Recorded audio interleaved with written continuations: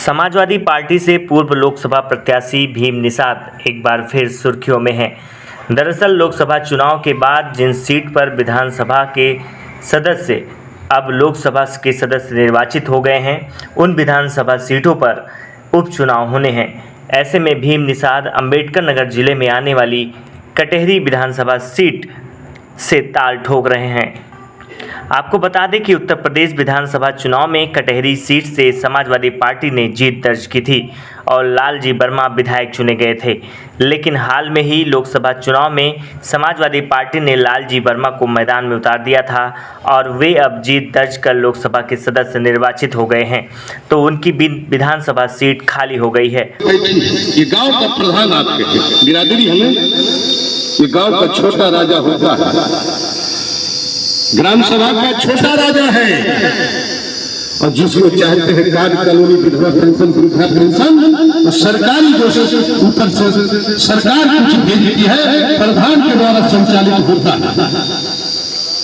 आज श्री अखिलेश भैया ने 100 नंबर चलाया, बीजेपी के लोगों ने 112 कर दिया। इसके पहले हालात ये थी कि अगर घर में गांव में कोई घटना घट जाए तो थानेदार साहब कहा करते थे कि प्रधान जी आपके गांव में कौन सी घटना घटी है, तो प्रधान अगर अपने मनमाफिक है तो कहते थे साहब हम इसको देख लेंगे।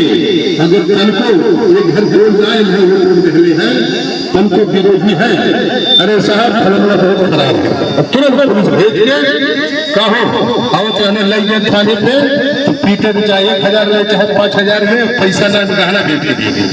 लेकिन श्री अखिलेश यादव कहो कि जैसे मेहरारू के अगर मर्द समझावे तो कतई न बात नहीं, और जब पड़ोसी समझे तत्काल मान लीजिए। बात बताओ जी, पहले मान के समझा कि छोटे मन से कोई बड़ा नहीं होता और छोटे मन से कोई खड़ा नहीं होता। कि नजर को बदलिए नजारे बदल जाएंगे, सोच को बदलिए सितारे बदल जाएंगे। इसलिए अब बदलने की जरूरत नहीं है, धारे को बदलिए किनारे बदलिए। इसलिए समझाने आया हूं, बताने आया हूं। मानव काशीराम साहब कहा करते थे कि 1-1-2 नहीं होते, 1-1-2 नहीं 1-1-11 होते हैं। ये है कि नहीं? इसलिए बात मेरी ध्यान से सुन लेना। वोट तो देवे कर भी हम चुनाव लड़ा, अखिलेश भैया लड़ाई है तो बतावा कहा निशान अब तो हल लोग ना देवा, तो बतावा हीरे बेचारे का करेंगे, कहेंगे बिरादरी ना देते तो हमारी पार्टी से लड़ते हैं क्यों? अब वर्मा बाबू लोग तो हमारे पूरा जिलवा का हमारे भाई है को है कि नहीं? इसलिए अवसर मिल रहा है, समझाने आया हूँ कि बेटा पढ़ता दे घर सुधरेगा, बेटी पढ़ेगी 2 घर। लग जाओ निषादो, 1 रोटी कम खाओ, आधी रोटी कम खाओ।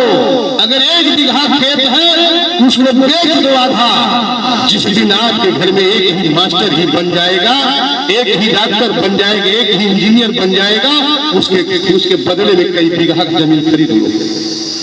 25 से 30 साल तब कर दो। कितना दिन? 25 से 30 साल। 25 से 30 साल तब कर देंगे तो बताओ समाज आगे निकल जाएगा कि नहीं निकल जाएगा? और पढ़ाने का काम कोई और नहीं करता है। प्रथम संस्कार देने वाली माँ, प्रथम कोई पाठशाला गुरु है तो माँ होती है प्रधान। 112 पटना पुलिस आती है कि नहीं? और जनता पटरी जाती, जनता जनार्दन होती है। जनता के सामने पुलिस वाले मजबूरी होती है न्याय करना पड़ता है। क्यों? पैसा नहीं ले पाते। अब कहूँ चोरी से बात लाई ले हूँ, कहाँ छोड़ी कहो। लेकिन श्री अखिलेश यादव ने इतना बड़ा काम किया है कि नहीं? इसलिए माताओं और बहनों, एक सुल्ताना डाकू था, बचपन में एक डाकू ने एक मुर्गी का अंडा चोरी किया था और उसकी माँ ने मना नहीं की कि चोरी करना पाप है, कि नानी धन पानी धन जजमानी धन बेईमानी धन, ये क्यों टिकट बनाए और चोरी करना मना नहीं की माँ ने। और धीरे धीरे धीरे उसका मन बढ़ता गया और बहुत बड़ा डाकू बन गया कि नहीं बना? और जब बहुत बड़ा डाकू बन गया तो समय राजा लोग हुआ करते थे। आज तो राजा जनता मतदान द्वारा बनाती है, क्यों? वोट के माध्यम से। पहले भी राजा लोग हुआ करते थे। राजा ने कहा कि मेरे राज्य में इतना बड़ा डकैत कहां से आ गया, कुख्यात डाकू, विख्यात डाकू कहां से आया? तो राजा ने तुरंत फांसी का आदेश दे दिया। और राजा ने जब आदेश दे दिया फांसी का, उसके बाद जल्लाद होते हैं। कैसे चीर-फाड़ घर में जब चीर-फाड़ करते हैं लोग, तो पहले पीओ के फिट हो जाएंगे, तब हम आपके छुए में शरीर जब मर जाएंगे। क्यों? तो जल्लादों ने पूछा, अरे भाई आपकी फांसी होना तय हो गया है डाकू साहब, तो किससे मिलना है, क्या खाना है, क्या पीना है? उसने कहा कुछ नहीं खाना है, केवल मेरी माँ से मुझे मिला दो। तो माँ तो माँ होती है। अरे जो 9 महीना घर में रख के अपने आप को गीले में सोती हो और स्वयं हमको आपको सूखे में सुलाती है कि नहीं सुलाती है? जरा चिंतन करिए, मनन करिए, अवलोकन करिए, सही कह रहा हूँ गलत कह रहा हूँ। और माँ के सामने बेटे का कत्ल हो, फांसी हो तो बर्दाश्त करें।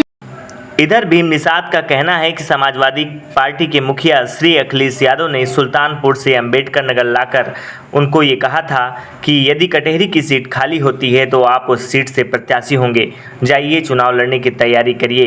तो ऐसे में मेरा टिकट फाइनल है। आपको बता दें कि भीम निषाद को सुल्तानपुर लोकसभा सीट से समाजवादी पार्टी ने मैदान में उतारा था, लेकिन बाद में उनका टिकट काटकर रामभुआल निषाद को दे दिया था। अब पुनः भीम निषाद विधानसभा के उपचुनाव में कटहरी सीट से समाजवादी पार्टी के टिकट से चुनाव लड़ने वाले हैं। वे लगातार क्षेत्र में ही जमे रहते हैं, लोगों के सुख दुख में सदा खड़े रहते हैं और समाज के हर वर्ग के साथ बेहद सरल तरीके से पेश आते हैं, जिससे जनता भी सीधे तौर पर भीम निषाद से जुड़ गई है। हालांकि पार्टी का क्या फैसला होता है ये आपको जल्द ही पता चल जाएगा। तब तक के लिए आप देखते रहिए द दस्तक 24।